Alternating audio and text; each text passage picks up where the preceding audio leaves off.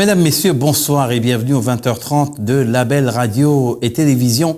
D'abord, les titres du journal. Au Zimbabwe, l'ancien vice-président Emmerson Mnangagwa sera dans ses habits de président de transition ce vendredi. Il va prêter serment en fin de semaine. Les Ivoiriens rapatriés de Libye parlent de leurs conditions dans les camps de réfugiés. Leur porte-parole s'exprime dans ce journal. Et puis sport, football, le comité de normalisation lance de vastes consultations, notamment auprès des anciens internationaux. C'est tout pour les titres, tout de suite le développement. Bonsoir et bienvenue si vous nous rejoignez à ce rendez-vous de l'information sur votre chaîne panafricaine Label Radio et Télévision. L'actualité est encore en première ligne avec le Zimbabwe où le vice-président déchu Emmerson Mnangagwa va prêter serment en fin de semaine. Le président Robert Gabriel Mugabe a démissionné hier, une démission qui est survenue après de nombreuses pressions. Robert Gabriel Mugabe a passé 37 ans de pouvoir. Alex Blériot Momha évoque ici son parcours. Moi, Robert Gabriel Mugabe, remets formellement ma démission de président de la République du Zimbabwe avec effet immédiat. J'ai choisi volontairement de démissionner. Cette décision a été motivée par mon désir d'assurer un transfert du pouvoir sans problème, pacifique et non violent. C'est une salve d'applaudissements qui a accueilli hier après-midi cette annonce de la démission de Robert Mugabe par Jacob Boudenda, le speaker de l'Assemblée nationale, réuni en session extraordinaire pour la procédure de sa destitution. Fin de parcours d'un héros et d'un grand homme africain, mais aussi fin d'une mini-série mélodramatique jouée par le père de la révolution zimbabwéenne ces 7 derniers jours. Les médias sur place rapportent des scènes de joie partout dans le pays. Emmerson Mnangagwa, le vice-président déchu, prend sa place à la tête de la ZANU-PF, mais aussi à la tête de l'État. On parle d'un intérim de 90 jours. Jamais sobriquet n'a aussi bien épousé son porteur. Le crocodile Mnangagwa montre qu'il a effectivement la peau dure. 2 semaines après avoir été évincé, et alors que beaucoup ont dû l'enterrer politiquement pour un temps tout au moins, le crocodile revient en force, chef de l'État et chef du parti. L'arrivée de Mnangagwa aux affaires ne réjouit pas forcément tout le monde, mais le nouvel homme fort tente de rassurer. Il indique dans un communiqué aspirer à rassembler tous les Zimbabwéens pour la reconstruction du pays. Ce n'est pas, dit-il, la mission de la seule ZANU-PF, c'est la mission de l'ensemble de la population. L'on jugera le maçon au pied du mur.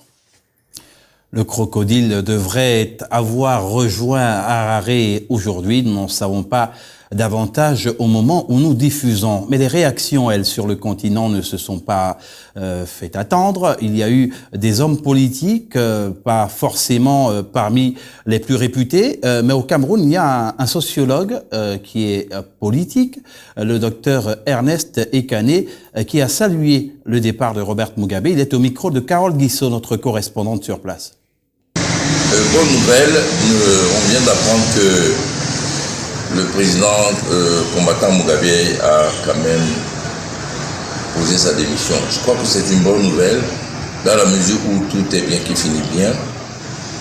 Le Zimbabwe va reprendre le cours adieu de son histoire, sans dommage, sans humiliation d'un de ses libérateurs.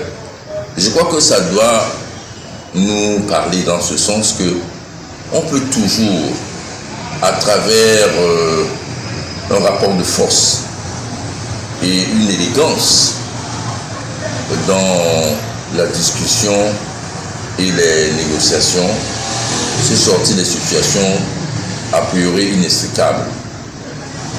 Nous souhaitons encore longue vie au président Mugabe, que sa longue expérience, malgré les avatars de la lutte, puisse servir à la nouvelle génération de combattants en Afrique, qui doit plus que jamais libérer notre cher et beau continent.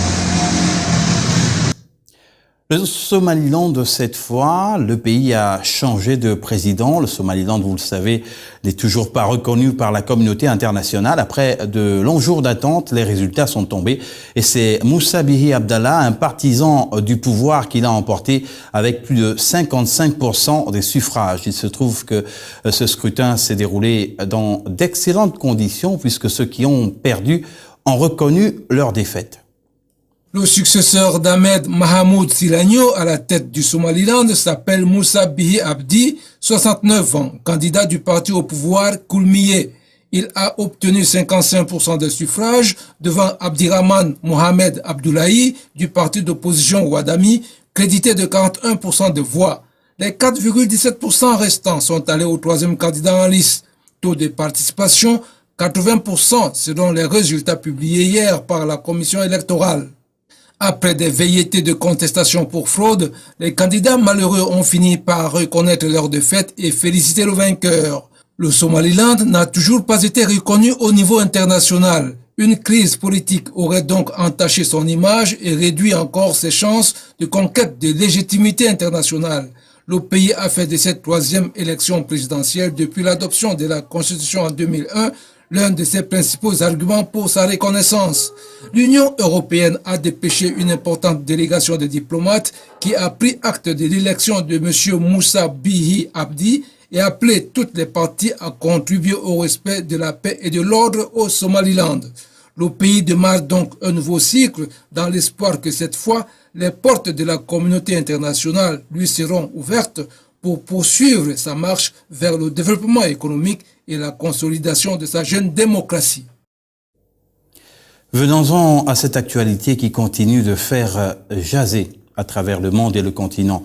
Ce fameux marché d'esclaves en Libye a continué de susciter des réactions de tous ordres et le gouvernement de Côte d'Ivoire a, il y a 2 jours exactement, dépêché un avion qui a ramené au pays 150 migrants de nationalité ivoirienne. Et parmi eux, le témoignage poignant de celui-ci, vous allez le voir, ça n'a pas du tout été facile.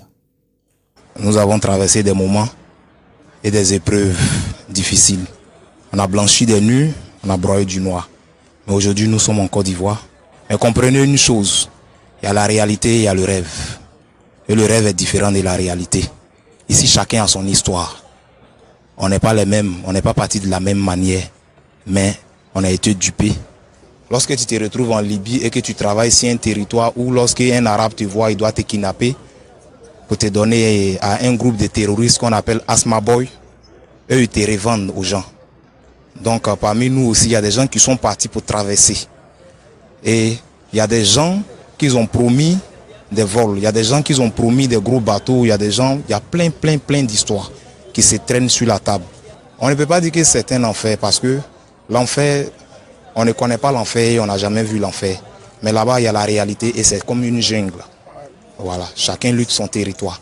C'est ce que nos amis doivent savoir. Mais c'est bien aussi parce que nous avons vu, nous sommes là, nous rendons témoignage. Pas parce que nous sommes contents, parce qu'à l'heure actuelle, je peux dire qu'il y a certains parmi nous qui ne savent même pas où dormir. C'est difficile, on n'a pas les mêmes familles. Mais la réalité, nous sommes dedans, nous sommes sur le territoire. On est content parce que nous sommes sur notre terre. Ça, c'est tout à fait normal parce que je préfère venir les poches vides que de rester en Libye. Je ne suis pas parti en Libye, je suis allé travailler. Donc, il y a beaucoup de choses. Et je n'étais pas en Libye, j'étais en Tunisie. Donc, c'est le travail qui m'a envoyé de l'autre côté. Et il y a des gens qui sont allés aussi pour certaines choses, qui ont été dupés, qui se sont retrouvés sur certaines frontières. Et les gens, lorsqu'ils vous croisent dans les rues, ils ne cherchent pas à vous demander ce qui se passe. Ils vous prennent directement, ils vous envoient dans des prisons, on vous torture. Dans des prisons, on n'a même pas vu le soleil. Si vous me regardez bien, vous voyez mon teint, vous pouvez le savoir. Voilà, on a fait 6 mois, on ne voit pas le jour. Les matins, il y a beaucoup de choses qui se passent. À peine tu dors la nuit, à peine tu te réveilles le matin, il y a des gens qui ont pris des balles, il y a des gens qui sont morts.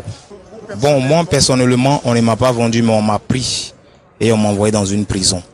On ne m'a pas vendu, c'est en cours de route, on m'a pris. On était en train de bosser, c'est là ils sont venus ramasser les gens. Parce qu'il y a, chez eux, lorsque tu vois des noirs, c'est des gens qui coûtent assez d'argent. Donc, et il y a certaines filles aussi qu'ils ont pris, violées dans des coins. En tout cas, c'est du désordre. L'actualité sur le continent africain, c'est aussi le salon de l'agriculture et des ressources animales qui s'est ouvert en Côte d'Ivoire il y a quelques jours.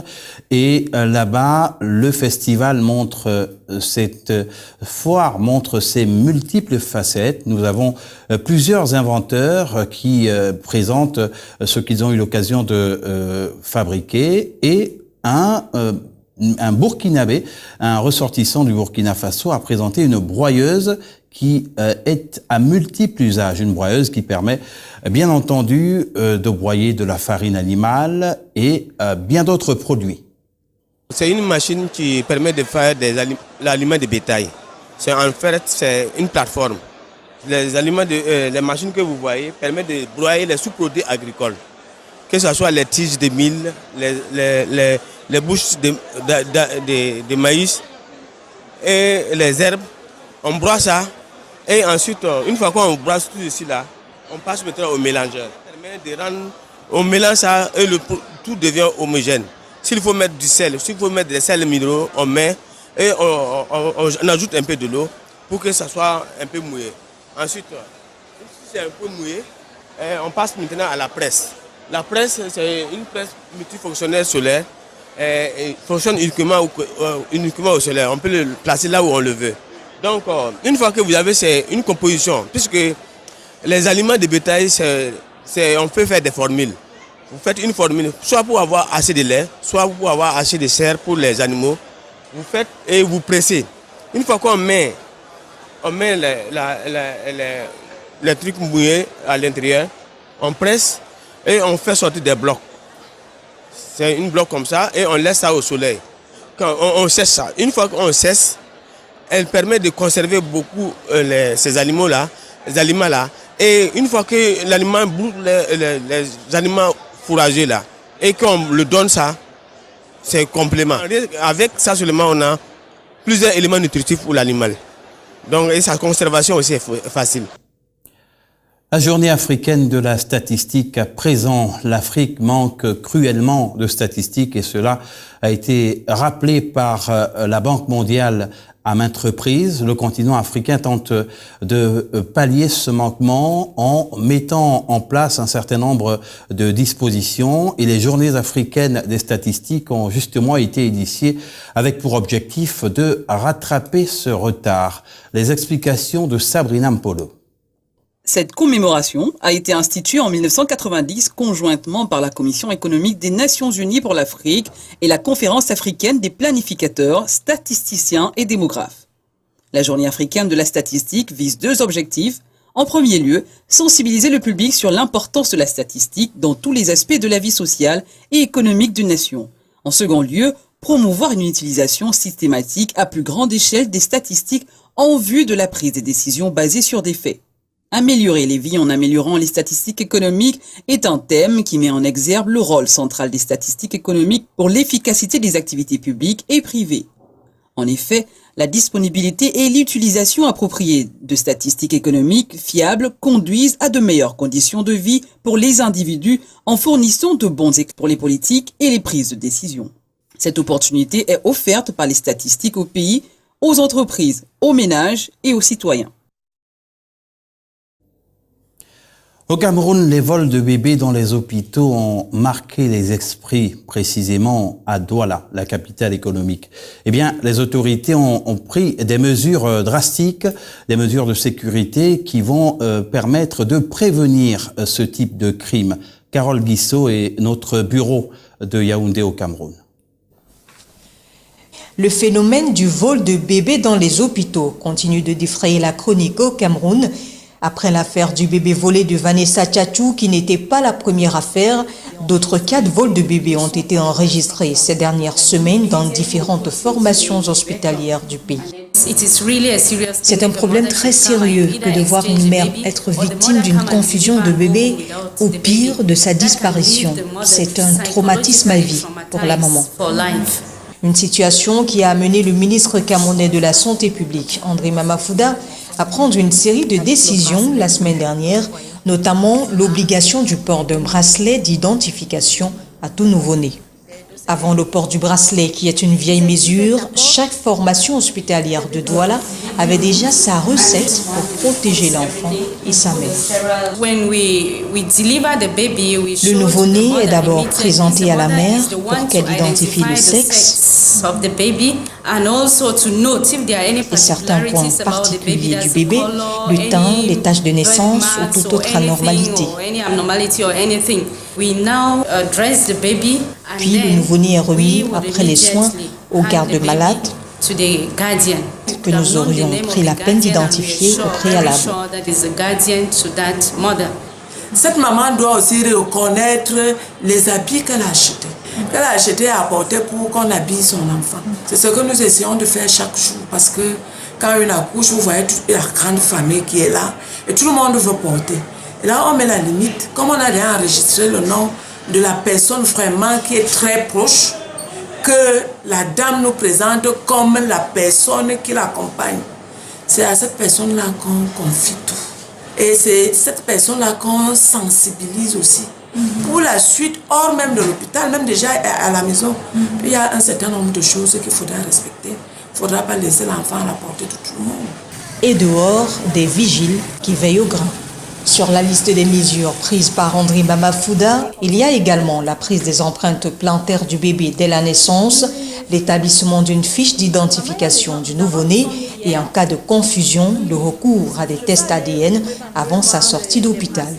Des mesures qui se feront progressivement dans tous les hôpitaux du Cameroun. Un invité pour la suite de ce journal, il s'agit de Nad Sivaramen, qui est journaliste et directeur de publication de la Sentinelle, un groupe de presse puissant de Maurice. Bonsoir Nad. Bonsoir Aziz, merci de m'avoir sur votre plateau.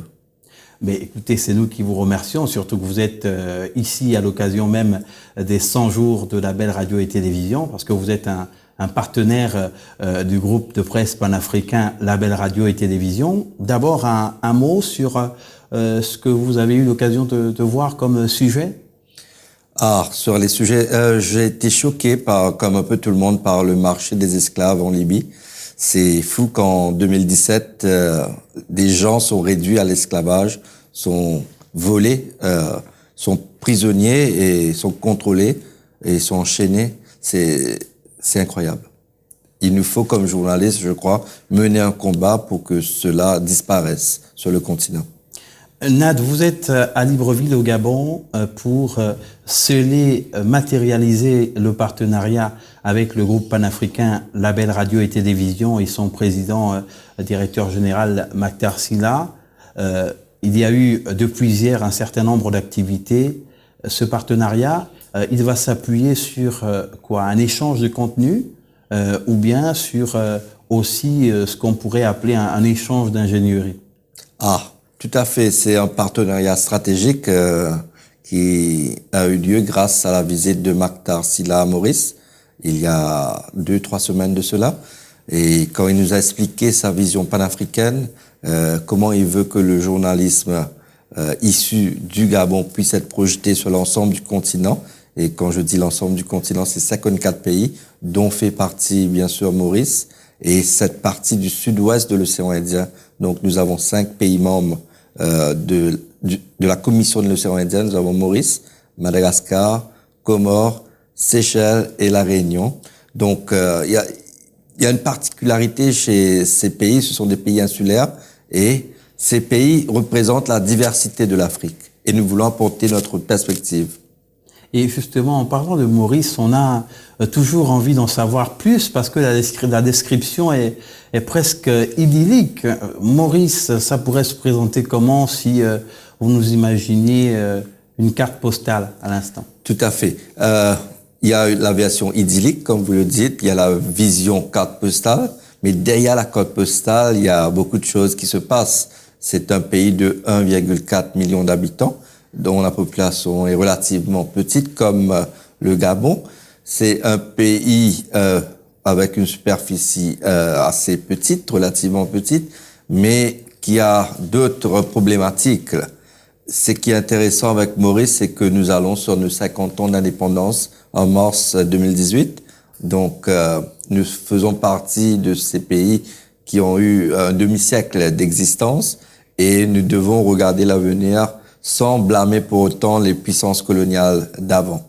C'est vrai qu'il peut vous arriver en tant que journaliste d'être critique envers ce qui se fait chez vous, même si au-delà de votre pays, c'est quand même apprécié les performances économiques du pays. Il y a encore récemment l'indice Mo Ibrahim qui présente Maurice comme un pays très performant. Il y a quand même un très faible taux de chômage à Maurice, chez les jeunes. Aziz, vous connaissez l'adage « Qui aime bien, châtie bien ». J'aime mon pays et je porte un regard très critique sur Maurice. Je ne comprends pas toujours pourquoi on est premier en Afrique, puisque nous n'avons pas les mêmes problématiques qu'un pays comme le Nigeria, par exemple, ou la République démocratique du Congo. Maurice, c'est un pays qui n'a pas de problème de frontières avec ses voisins. C'est une île. Maurice, nous n'avons pas de problème à cause des ressources naturelles. Il n'y a pas d'or, il n'y a pas de pétrole, pas de diamants. Donc, il n'y a pas ce problème d'extraction. Et vous connaissez très bien ce qu'on dit, les resource countries, des pays qui sont riches en ressources naturelles. Ils sont plus à même à faire l'objet de conflits. Donc, Maurice, nous avons eu une existence pacifique, relativement pacifique. Nous étions une économie basée uniquement sur l'agriculture, sur la canne à sucre. Avec la fin du protocole sucre en Europe, nous avons su diversifier notre économie qui repose aujourd'hui sur plusieurs autres secteurs, secteur des services, tourisme, offshore et les nouvelles technologies. Et donc Maurice peut être un exemple, mais pour nous Mauriciens, on ne peut pas se contenter de nous reposer sur nos lauriers. Donc je pense que c'est pas bien d'être premier en Mo Ibrahim parce qu'on a tendance à se bomber le torse et à ne pas vouloir progresser. Et très bien. Et Maurice, justement, c'est surtout la ressource humaine, on va dire la matière grise, qui permet de se développer. On voit là quelques images. Là, on est à Port-Louis, la capitale. Peut-être une description? Port-Louis, donc, c'est une ville conçue, dessinée par Mahé de la Bourdonnais, qui était donc un gouverneur français, sous l'occupation française. C'est lui qui a donc dessiné Port-Louis, qui est la cité, donc la capitale du pays, face donc au port, dont le nom Port-Louis. Et il y a beaucoup d'histoires à Maurice, parce que nous avons eu une double colonisation, d'abord française, puis britannique, ce qui explique pourquoi nous sommes bilingues. C'est une bonne chose, certes, dans un monde globalisé. L'île Maurice est aujourd'hui un moteur de développement. Quelle synergie va-t-on pouvoir, sur le plan médiatique, mettre en place? Vous imaginez une synergie qui va donner naissance à un groupe panafricain qui va peut-être offrir des contenus qui vont aussi être chèrement achetés, peut-être, par les Occidentaux? Certainement, nous allons utiliser les possibilités inouïes de l'Internet. Grâce à Internet aujourd'hui, nous pouvons rapprocher les peuples, rapprocher les journalistes, faire une réflexion commune sur des sujets communs. Nous avons vu toute la série d'investigations par le consortium des journalistes de Wikileaks. Donc, pourquoi ne pas avoir un consortium de journalistes africains? Donc, je crois avec la formidable initiative de Maktar Sylla qu'on ne présente plus sur le plan, dans le paysage médiatique africain, grâce à la force de frappe du groupe La Sentinelle, parce qu'on existe depuis 1963. Nous avons donc combattu en faveur de l'indépendance de Maurice et en faveur du développement intégral et intégré de Maurice. Pourquoi ne pas prendre toutes ces expériences, faire une synergie et progresser ensemble? Écoutez, c'est sur cette interrogation que nous allons vous remercier, Nad Seramen. On rappelle que vous allez rejoindre Madagascar à partir de demain. C'est quand même un très long voyage.